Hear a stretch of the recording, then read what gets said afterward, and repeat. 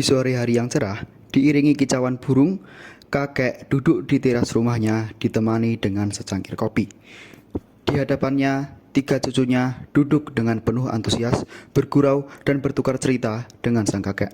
Kakek pun mulai bercerita tentang awal berdirinya kerajaan Majapahit oleh Raden Wijaya. Kerajaan ini kemudian mengalami berbagai pergolakan kekuasaan antara para raja dan menterinya, seperti pemberontakan Patih Ronggolawe dan Lembu Sora terhadap Raden Wijaya, intrik Mahapatih terhadap Jayanegara, hingga Gajah Mada yang berhasil menaklukkan Nusantara berdasarkan Sumpah Palapanya, hingga hancurnya Majapahit.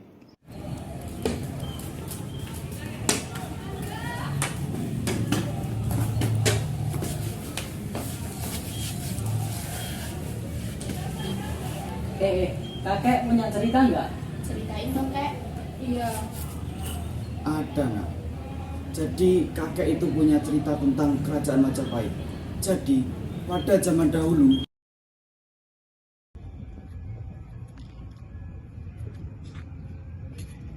Patihku, aku hari ini sudah lelah. Marilah kita istirahat sejenak di sini dulu. Baik, Baginda. Mari kita istirahat sejenak di tempat ini.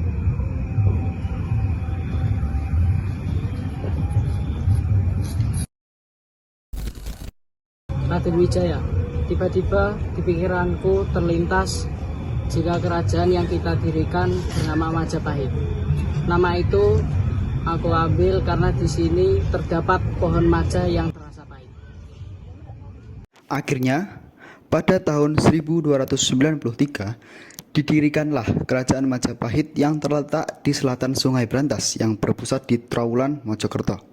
Setelah kerajaan Majapahit berjalan, Raden Wijaya memiliki patih yang bernama Ronggolawe dan Lembu Sora. Saat ini, Raden Wijaya bersama patihnya berada di ruang kerajaan. Para patih-patihku, berjanjilah kalian akan setia kepadaku dan rakyat Majapahit. Apa kalian mengerti? Siap, mengerti. Usai mengobrol di ruang kerajaan, ternyata Ronggolawe dan Lembu Sora merencanakan pemberontakan untuk merebut tahta kerajaan dari Raden Wijaya. Temanku, aku tidak puas dengan kedudukan yang diberikan Raden Wijaya kepadaku. Sudah tidak sabar ingin merebut tahtanya. Benar, aku juga. Ada banyak prajurit yang siap membantu kita. Akhirnya, pemberontakan terjadi dan mengakibatkan Raden Wijaya meninggal. Dan untuk menghormati Raden Wijaya, dibuatlah patung dalam bentuk Dewa Wisnu dan Siwa. Raden Wijaya pun digantikan oleh Jayanegara. Saat masa awal pemerintahan Jayanegara, ia mulai dihasut oleh Mahapatihnya yang licik. Baginda. Ada apa, Mahapati? Kenapa kamu terlihat cemas? Sepertinya keadaan kerajaan makin berat, Baginda.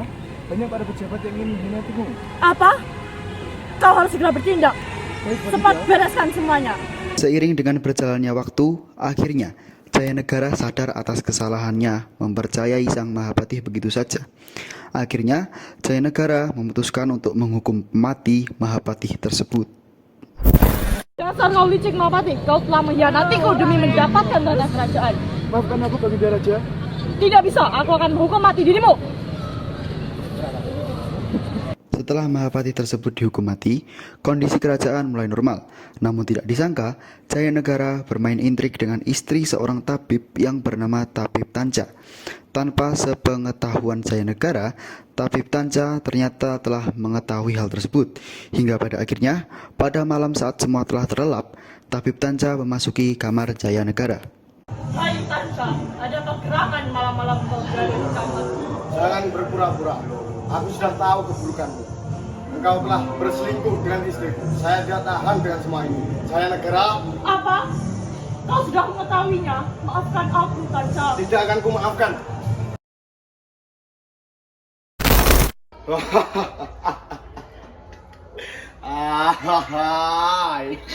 Setelah peristiwa pembunuhan itu terjadi, Jayanegara digantikan oleh sepupunya Tribuana Tunggadewi Jayawardhani.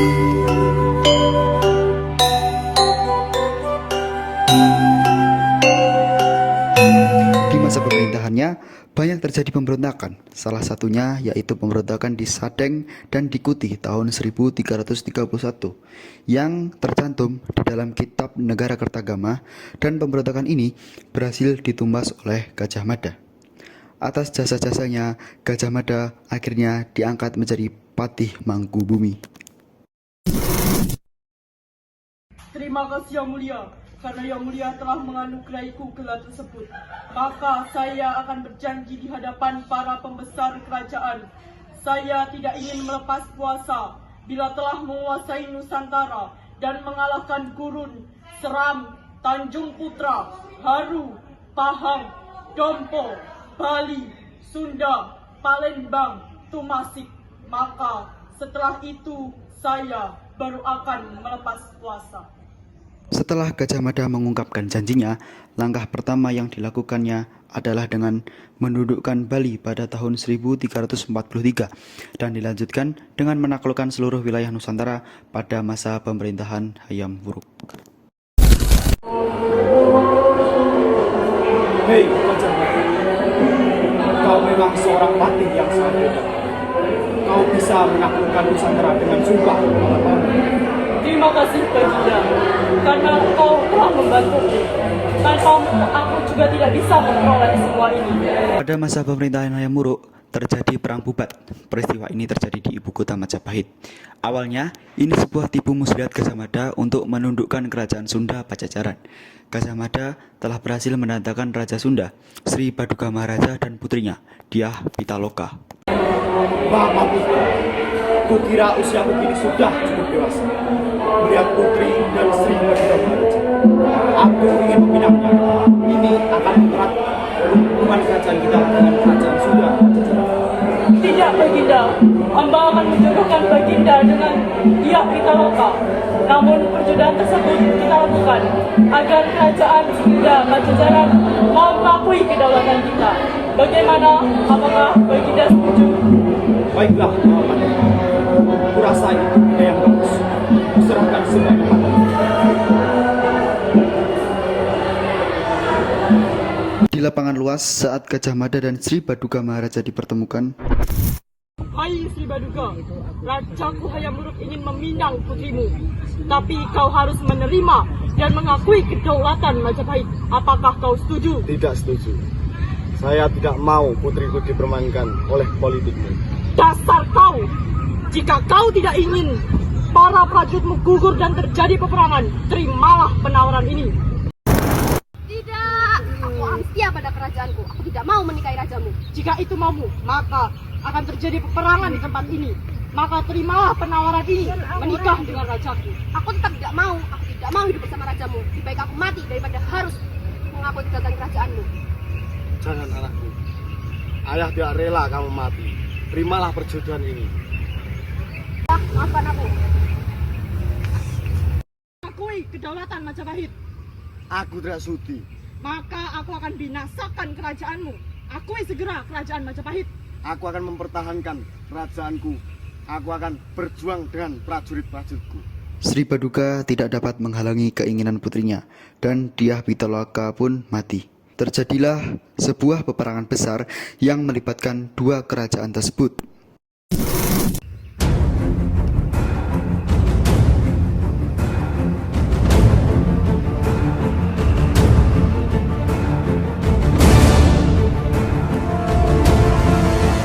Karena ketidakseimbangan antara pasukan Gajah Mada yang berjumlah besar dengan pasukan Sri Baduga yang berjumlah kecil, peristiwa itu pun berakhir dengan gugurnya Sri Baduga, para menteri, pejabat, serta segenap keluarga kerajaan Sunda. Kerajaan Sunda pun binasa di lapangan Bubat, sehingga disebut Perang Bubat. Patihku, terima kasih selama ini kau telah mengabdi pada kerajaan. Jasamu akan dicatat oleh sejarah, walaupun kau kini sudah tak menjadi patihku. Saya akan tetap dan selalu berjuang demi kerajaan Majapahit, Baginda. Kondisi ekonomi masyarakat Majapahit terbilang masyhur. Hubungan persahabatan yang dijalin dengan negara tetangga itu sangat mendukung dalam bidang perekonomian, terutama di bidang pelayaran dan perdagangan. Wilayah kerajaan Majapahit terdiri atas pulau dan daerah kepulauan yang menghasilkan berbagai sumber barang dagang seperti beras, lada, gading, timah, besi, dan intan. Juga ikan, cengkeh, pala, kapas, dan kayu cendana.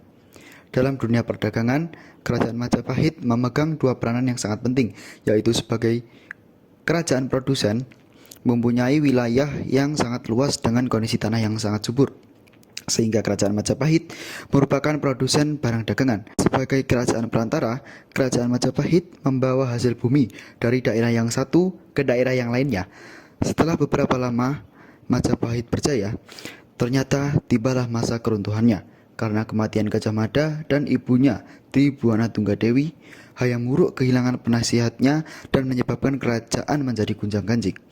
Persaingan dan intrik politik di antara keluarga kerajaan pun terjadi setelah Hayam Wuruk meninggal pada tahun 1389. Salah satu penyebab lemahnya kerajaan Majapahit yaitu ada perang saudara antara keluarga kerajaan. Wardani, kau pantas menjadi raja. Bukan suamimu, dia tidak pantas menjadi raja. Kak, bukan maksudku aku tidak mau menjadi raja, namun aku tidak siap menjadi raja dari kerajaan ini. Apa? Kau tidak siap? Kau siap jika kau mau, karena itu memang hakmu, bukan punya suamimu. Istriku, jika kau tidak siap untuk menjadi raja, aku siap menggantikanmu. Apa? Kau bangga sekali mengatakan itu. Aku yakin, jika kau memegang kerajaan ini, maka kerajaan akan runtuh. Kemarahan Bre Wirabui semakin tak terbendung lagi setelah Wikramawardhana menyerahkan kekuasaannya pada Suhita anaknya, dan akhirnya terjadilah peperangan di antara mereka yang disebut Perang Paregreg yang mengakibatkan terbunuhnya Wirabumi dan secara tidak langsung menyebabkan semakin melemahnya kerajaan Majapahit serta timbullah benih balas dendam di kalangan keluarga kerajaan. Dengan melemahnya kerajaan Majapahit, terjadilah penyerangan oleh pasukan kerajaan Islam Demak pimpinan Raden Patah yang menyebabkan keruntuhan Majapahit. Hancurkan kerajaan ini! Ya, Akhirnya, kerajaan Majapahit pun runtuh. Nah, jadi gitu nak, cerita tentang kerajaan Majapahit zaman dahulu itu. Wah, seru ya ceritanya pada zaman dahulu. Iya, seru banget.